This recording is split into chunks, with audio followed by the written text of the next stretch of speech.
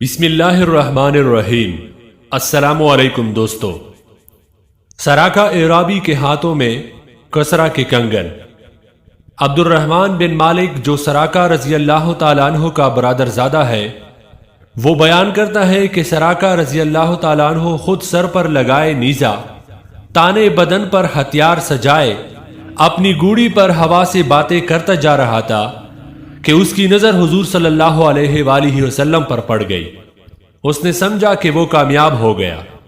اتنے میں گوڑی گھٹنوں کے بل گری تو سراقہ نیچے آیا، اٹھا، گوڑی کو اٹھایا، سوار ہوا اور پھر چلا۔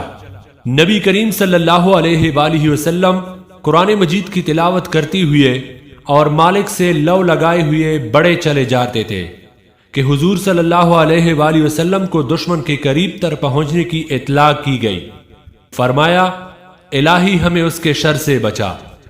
ادھر جب الفاظ مبارکہ زبان سے نکلے، ادھر گوڑی کے قوائم زمین میں دنس گئے۔ سراقہ گر پڑا اور سمجھ گیا کہ حفاظت الہی پر غالب محال ہے۔ اس نے عاجزانہ الفاظ میں جان کی امان مانگی، امان دی گئی۔ سراقہ آگے بڑھا اور عرض کی کہ اب میں ہر ایک حملہ آور کو پیچھے ہی روکتا رہوں گا۔ پھر اس کی درخواست اور نبی کریم صلی اللہ علیہ وآلہ وسلم کے ارشاد پر عامر بن فہیرہ رضی اللہ تعالیٰ عنہ نے اسے خط امان بھی لکھ کر عطا فرما دیا۔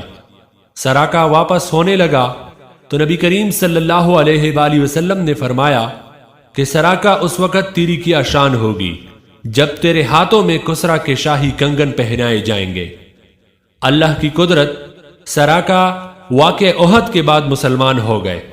حضرت عمر رضی اللہ تعالیٰ عنہ کے عہد میں جب مدائن فتح ہوا اور کسرا کا تاج اور مرصع زیورات فاروق اعظم رضی اللہ تعالیٰ عنہ کے سامنے پیش ہوئے تو امیر المومنین نے سراقہ کو بلایا